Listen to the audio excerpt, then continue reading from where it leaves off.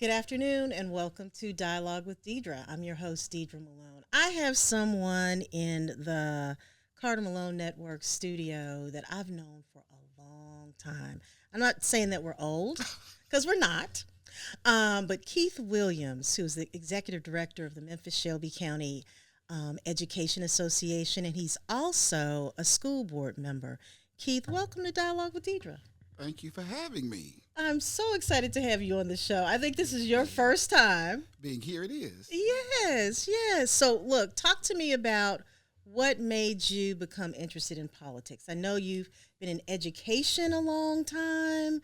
You've been, an advocate for educators and still are. So what made you decide you wanted to go to the other side? I think that's the clicker there. I was in the school system for over 50 years. I started teaching in Knoxville, Tennessee in 1973.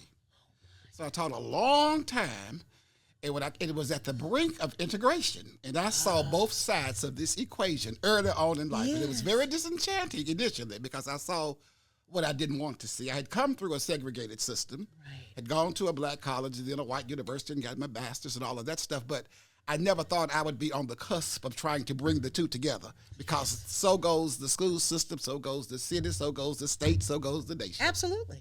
And that was a big thing. Integration in this country, in the United States, was all about doing it in schools first. We used the children first. Right. We sent them into the buildings, into the hostile places. So I was one of those teachers who protected. I think I became a protector of the African-American children who were in those situations who were just afraid.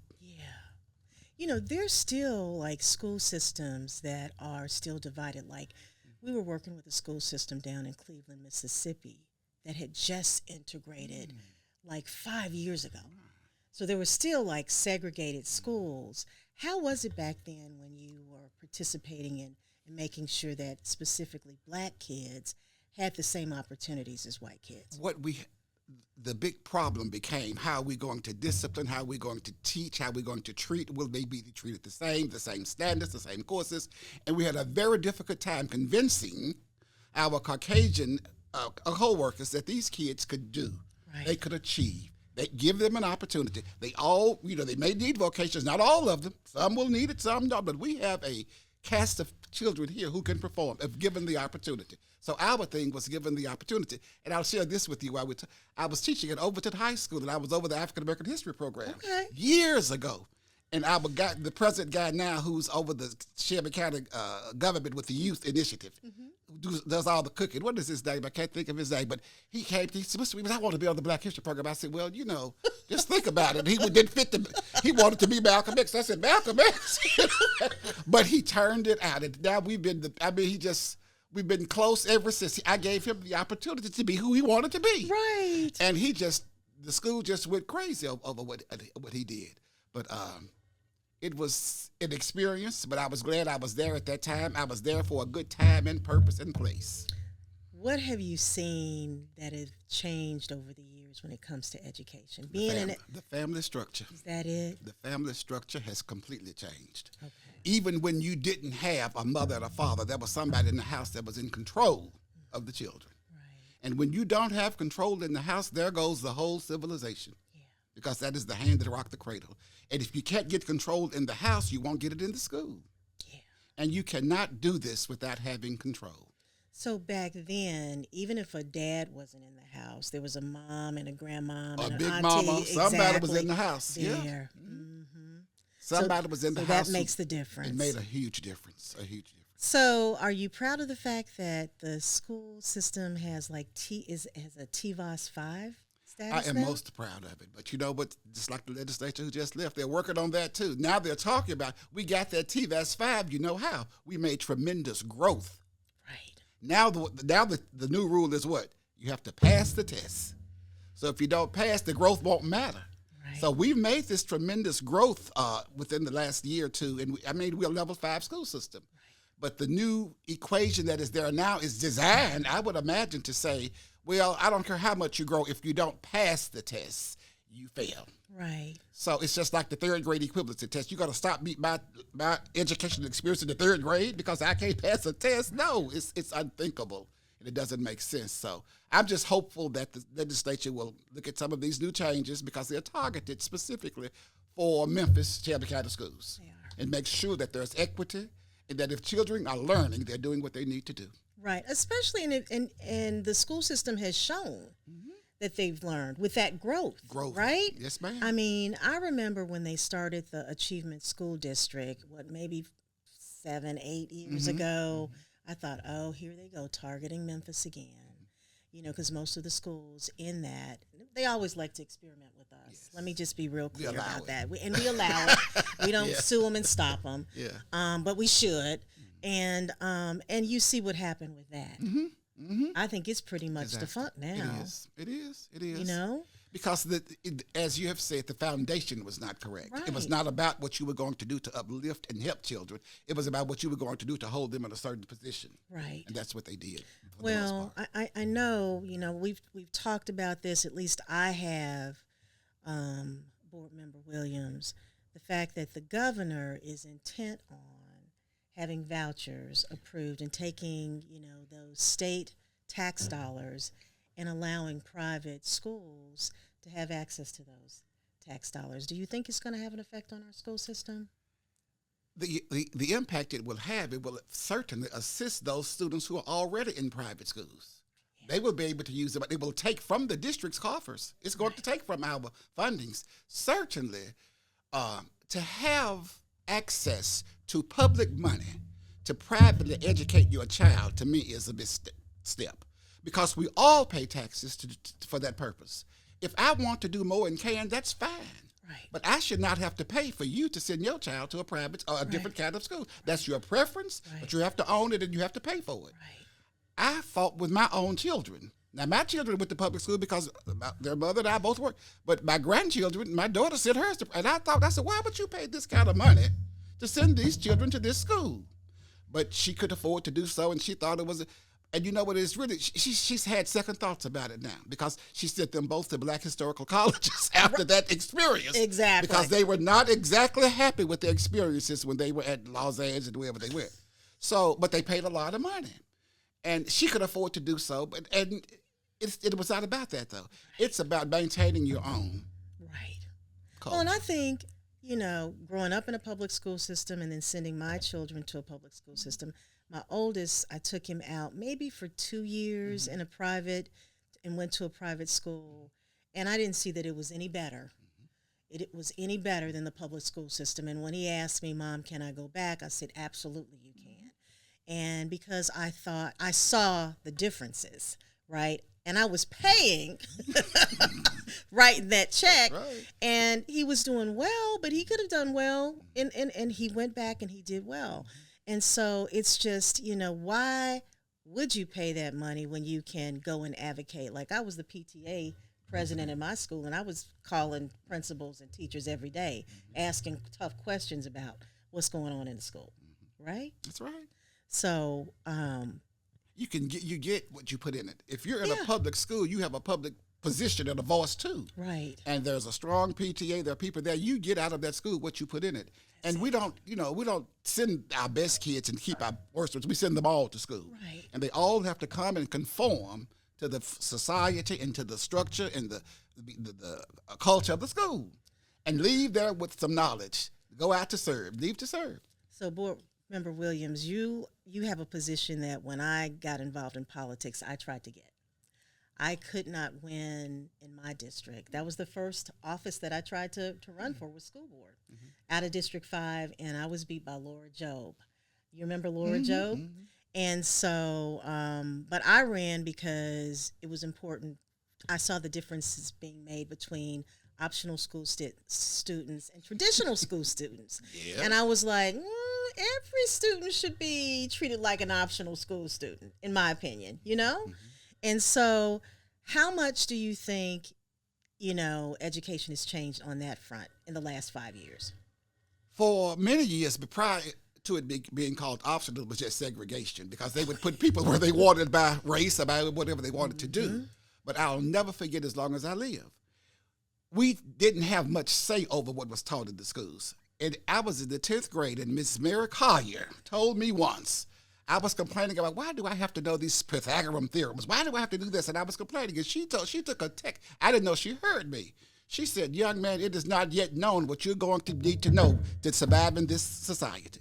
But you will have to know how to think and reason. Right. And that's all this is. Yes. And that old lady, she shut me down. I thought, oh, I can't complain. You will do as you're instructed to do. But what we don't have now, and if children, you can get it, and you can get it at the private school, the public school, the charter school, but if the family structure enforces it, right, upholds it, appreciates it, celebrates it, it's good. It works. But if it is not important to you, nobody in the house, you do as you please, you can make, it's not going to work. There has to be an expectation of success. Expectation of success. I love that. So, you've got some new, this is on your second term on the school board. How are you gelling with your new school board members? I think they are insightful. They have questions. They have some information to bring, and it's a new perspective. Yeah. And I think it's going to be better. I really do. I think they are workers, they are thinkers, and they want what's best for children. And that's what it takes. What do you think the priority is for this term for you, Keith? The priority for me this time is to try to minimize the failures, to strengthen the growth, to stabilize the teaching profession, to get a teacher in every classroom before children, yes. and certainly to get parents involved. We cannot do this work without the involvement of the family. Right. They have to want it for themselves. Right. And if you want it, you can get it. It's there. But, when I started teaching in 72, I had a principal to tell me, Mr. Williams, if it's a child who's out of control here, the house is out of control. Mm-hmm. And you can't fix all of that. Right. But we used to be able to fix it in school. Now we can't do it. If we're fighting against an out-of-controlled environment and we're trying to control you here, well, that's confusing to a child. Yeah. Because I have no consequences. I remember the worst beating I got in high school was for making a F in conduct, an A in science, and Willie Ray Terry gave me an F in conduct. And there was a night that the parents had to pick up the report cards, and my father came home and woke me up to whip me. And I was trying to explain. He said, Mr. Terry doesn't lie. Right. He doesn't lie. We wouldn't lie. You're going to get this beat. I got a beat down. He said, I would rather you have this F in the subject and an A because you know how to act. Right. I said, but Daddy, he said, don't even talk. So that was the most learned experience of my life that shaped my whole future. Well, no need to be coming home talking about the teacher. No. Mm-mm. So do you think now that parents expect the teachers to raise the students? Some do. Not most, right. But we have that percentage because you know as well as I do, we've been in this city a long time. If the family structure breaks down, whose child is out? Who doesn't know where a child is after it gets dark? Right. Who doesn't know where you are all night for all day? Who doesn't know that? That means the house is out of control. Right. And you have to have someone in that house, even if it's Big Mom, I don't care who it is, somebody got to be in charge. Right. And you got to fear someone as a child in that household. So let me ask you, Shelby County Education Association, how long have you been involved in that, Keith? When I retired from the district in 15, I was the president of the association like in 13 and 12, and I retired after then. So then I stayed on as a UNICEF person because I was retired. Yeah. And that's what I'm doing now. And but it still gives me a passion to work with teachers, to work with children. Yes. And we work with parents still. And I still say, if the teacher is in charge and is running the classroom appropriately, you're going to have some learning. It's going to occur. Exactly. It will occur. But you cannot play with them. You cannot be their friends. You're the teacher. Right. And remember that, and that's what you do. Okay. So that has been my foundation for all of my years. And I look back now when I see children, Mr. Williams, you don't know how you helped me. And it does me all the good in the world to know that I helped somebody's child. Do you have any students that kind of stick out to you? I do. That you want to give a shout out to? And I'll tell you this, my wife's favorite student was Bartholomew Orr. Stop it! He spent many nights and many weekends at our house because he was so, as he said, poor, didn't have running water. He came with her. I would say, Gloria, you can't. She said, Keith, he has potential. He is a child. Look at him now. And look at him now. Look at him now. A close friend of mine was his neighbor and he grew up next door to him. Mm-hmm. and she said she remembers when he would stand out in front of their house on a platform and was preaching. That's right. That's right. He started at 7, preaching. Amazing. At 7 to preaching. And the young man I'm trying to think of who works for the city, now you would know, he does a lot of cooking. What's that boy's name? Anyway, he was the one I taught it over to. Yes. And his dad was a manager at Goldsmiths for long, and his mother was assistant principal out at Houston. I bet you I know who he is. I can't think of his name, but That's okay. he's my favorite student. Oh. He's done everything that I expected him to do in life, and he's very appreciative and grateful, and he comes around. Alexander Sassafras the same way. Oh, I love He was Alexander. one of my prodigy. He was a prodigy. Yes. Mr. Williams. So that was at Northside, and I gave them all that I had, and they gave me all that they had. Well, let me just say, and Alexander he's brilliant. Oh, Let me yeah. just say that. And when it comes to numbers and strategy, he's absolutely. So you did well. Oh yeah. I've did had some sunshine. Well, you should be Never proud. made a lot of money, but it was really gratifying Right. within. Right. Yeah. Just think about. I mean, that's like public service at the core. Yes. And that's just a blessing. Okay, so we're going to talk about, I want people to get to know you, right? So what's your favorite food, Board Member I Williams? love collard greens. Just Good. love them. And I can't cook them, but I can eat them.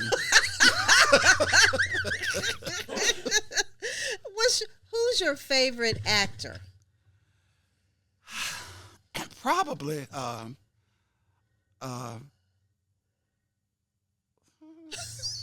Who would my favorite actor be? But it would be somewhere back in the day, That's back in the okay. day. So that would have been. I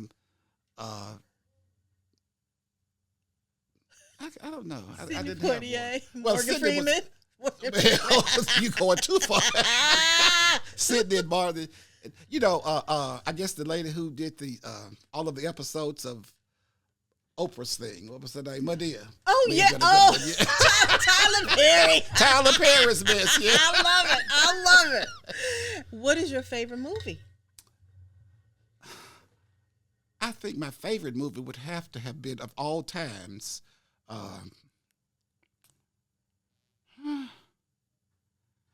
one that best segregation so with Rosa Parks. Probably. I don't know. That's okay. I don't That's know. okay. It's been so many of them. Yeah.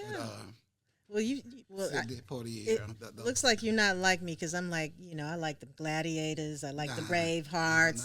No, I like to see people fighting. Mine were mostly, they would have been those that dealt with the times, with the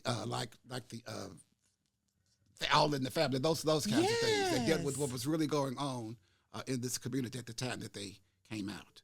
What's your hope for Memphis, Keith? My hope is that Memphis will someday live out the true spirit of its meaning, and they will certainly know that this city is built upon the backs of the people who live here and their ancestors, and we all share in the successes and failures of this city. And we cannot in any way segregate and think that we're going to make it without each other.